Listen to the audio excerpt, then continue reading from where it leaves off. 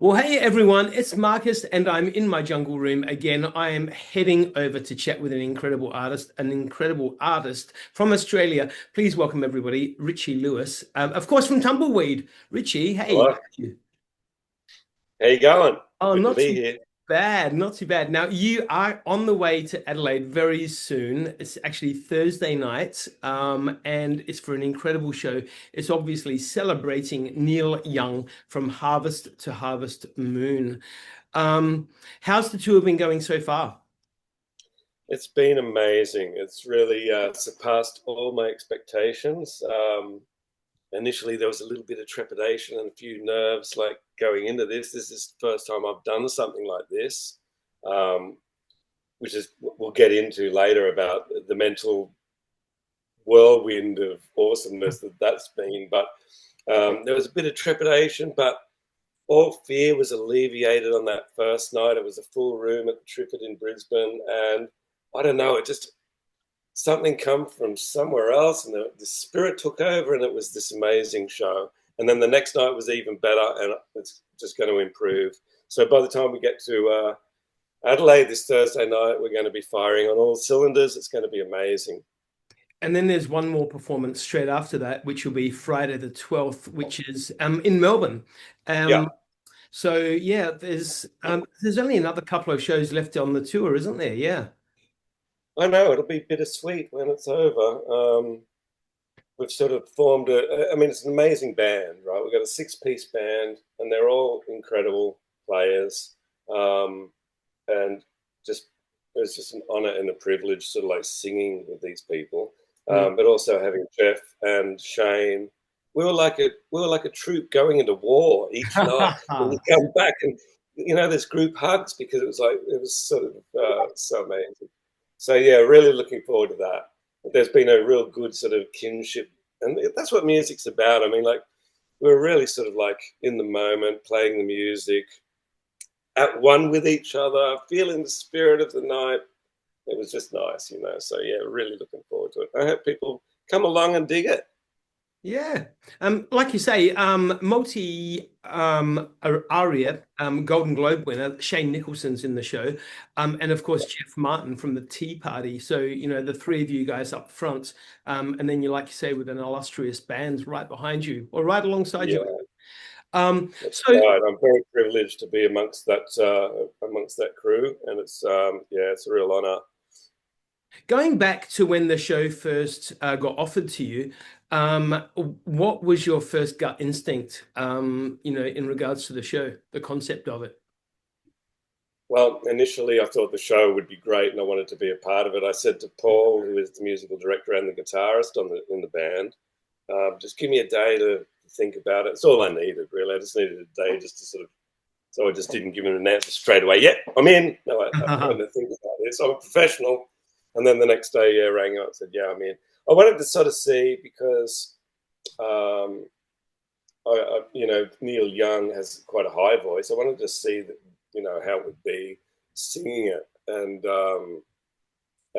trying to put my own personality, my own sort of thing into it. Yeah. And yeah, when I sort of like figured it's about the storytelling, right? I think Neil Young tells a lot of stories where the hero is the everyday guy. The hero is that person that you see down at the bar, or that person that you're dealing with on an everyday situation. It's not some like everyone is a hero, right? Yeah. And I really enjoyed the process of getting into his lyrics and sort of like going, well, yeah, these stories can be told, like in my way, and I can sort of, well, stay true to the sort of intentions behind how Neil Young would have written them and try and sort of deliver them with the same spirit, but don't necessarily have to sort of go up there and, when you see a Kiss tribute band, they got the makeup on, they're trying to do Kiss. This Yeah. isn't like that, right? This is like a celebration of Neil Young. This is a celebration of his work, and we try and sort of come at it from the same place that he's at, but we try and sort of put our own spirit into it. So I thought, yep, I can do that, and I'd love to do that. And so, yeah, that sort of was the main deciding factor, I suppose. It sounds like you're obviously a fan of the music of Neil Young, and why wouldn't you be? I mean, his catalog is incredible, and spans so many, demographics of, fans. But Yeah. what's a couple of tracks of his that really resonate with you? It's funny because there's always the classics like Old Man and Heart of Gold and things like Mhm. that. But going through it, some of the later songs that came out, like in 1992, I'm doing one called Unknown Legend that was on Harvest Moon, and just getting into that. That's a story of a guy watching a beautiful woman in a diner, ordering just to watch her float across the floor, and then sort of the dreams that she's given up, because now it's just an amazing story. So that one really sort of resonates with me, and I really love doing that. So it's been nice to sort of like discover some of the later stuff. I first discovered Neil Young, like I suppose in my teens, and Yeah. me and my friends were doing like a road trip up to Byron Bay in our combis, and I had Harvest on the tape player, and window down, beads on, hair flying, and it was just like this young, free, beautiful time where everything was like an eternal summer, I love it. and it still means that to me, even though I've backtracked and discovered other stuff. That initial tape listening and that road trip is where it takes me all the time. Mm. And I think that's a great thing about music. It's so evocative of a particular time, and everybody has that. And when you were talking about sort of like spanning generations, what I've noticed in Brisbane and Sydney is the show is really like that. We've got like this vast section of like the audience is from 70 to 21, Mad. So that's really cool as well. And I found that it's really, the songs are really special to them. They sing along at bits and stuff, It's like, so it's like a duty to really, to do a good job for these people who love this stuff, Yeah. So yeah, it's really cool. So Thursday, the 11th of September, which is just a couple of days away, obviously you're going to be playing in Adelaide, and it is at the Gov. When's the last time you played Adelaide? Well, the last time I played Adelaide I did this like Port Narralunga festival earlier in the year. They had this festival down there on the coast, and lots of punk rock bands, and Tumbleweed did that. Prior to that, we did Adelaide at the Gov probably last year. Yeah, last year sometime. Yeah, cool. The Yeah, Gov's amazing, right? Hey, what do you think about the Adelaide audiences? What do you really get out of it? got a lot of friends in Adelaide. Yep. Um, Always loved coming there. Like initially, like in the 90s, I used to love coming there because of the freer attitude to marijuana smoking. Initially, right?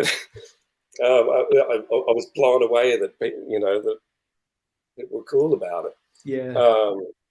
As time has progressed, those people that I've been made friends with back then, they still come now, and Yeah. that's really cool. It's always good. There's a good psychedelic scene there. There's some friends of mine that are in a band called the Dunes, and I like catching up with them. Yeah, it's always good. A lot of played the Foundry. The Foundry was a cool venue. Yeah. Loved that place. It's like a little art precinct sort of area. Yeah, it's always been good. Hey, so I mean, obviously you've been doing this industry for a while now, and still killing it. How do you think you personally have developed as an artist, from the early days, up until now? I didn't know what I was doing. Like, when I first began, it was kind of like there's a lot of passion and not much sort of know-how.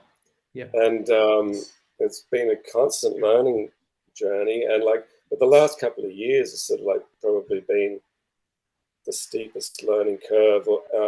Like I put out a solo record last year, and I wanted to cut things back and stuff and try and sort of write something that was more from my heart, right? Rather to something from me that hadn't been sort of like, I don't know, manipulated or changed.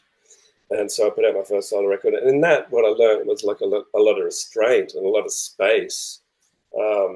and that was cool. And I found with learning this stuff and doing this stuff is has also taught me a lot about performance and a lot about giving everything a space and not taking it all up. Like with Tumbleweed, it's very physical, always has been very physical. Lose myself, don't know what I'm doing in the live show. Like, Yeah. And I've sort of become a lot more conscious. And as a result, sort of just, everything has its space. But it's like, I'm amazed that like at 54, I'm still sort of like learning things and actually into learning stuff about it. So, yeah. It's a journey. It's a journey, man. It's a journey, baby. Yeah. I love it. Hey, 2023 saw Killer Wood, the album from Tumbleweed. What's next? So when this, these next couple of shows wrap up, what's next on the agenda for you? Could there be another Tumbleweed album on the cards? Yeah, the boys are working on some stuff. That's definitely on the cards. We've got a bunch of shows at the end of the year with Tumbleweed. I'm currently recording another project called Arctic Lake with a bunch of people like Zia McCabe from the Dandy Warhols and Ricky Mamie from the Brian Jonestown Massacre and a whole bunch of people. So it's like this international recording group, and all I basically have to do is go in and sing on it. Yep. So I've got 5 songs done on that. I've got another 5 to do.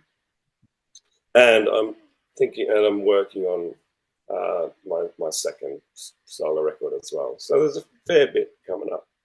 Do you like the diversity that the career gives you now? The fact that you can, obviously work with Tumbleweed, but do your solo work and work with other bands, and then, do these kind of Neil Young kind of shows as well. Do you like the diversity? I love that. I love that. Yeah, it's it's sort of like really creatively fulfilling, and it seems like everything. There's room for different sort of aspects of what I want to do. Like if I want to sort of like rock out and like I've been doing Tumbleweed 30 years. If I just want to sort of like go back in and do that, it's there. Yeah. But if I want to explore my own personal stuff, I can do it through Richie Weed. If I want to sort of like try something new, I can do Arctic Lake. Or if I want to learn more about performance, I can do things like this. Yeah. So it's like, there's kind of, I'm sitting at a real nice spot now where I can like pick and choose things, which is really lovely. Richie Lewis, you're an absolute vibe. And you know what? I'm definitely going to come to this show on Thursday night at the Gov. Like we said, everyone, the 11th of September. It is called the Neil Young, celebrating Neil Young, which is from Harvest to Harvest Moon. Grab your tickets. Then the night after, Friday, the 12th of September, in Melbourne at 170 Russell. So Adelaide, Melbourne, I'm not sure about, but Adelaide, there's not a lot of tickets left. So if you're keen, Beans, you better get online right now and grab your tickets. I'll put the link down below, etc. But Richie Lewis, like I said, I mean, just congratulations. What an absolute honor to chat to somebody who's been in the industry for such a long time and I've been a fan of. So yeah, what a pleasure. Thank you so much. Thank you. I've enjoyed the conversation. See you on Thursday night. I will see you in Adelaide, Richie. Thanks so much. much. All right, man. See ya.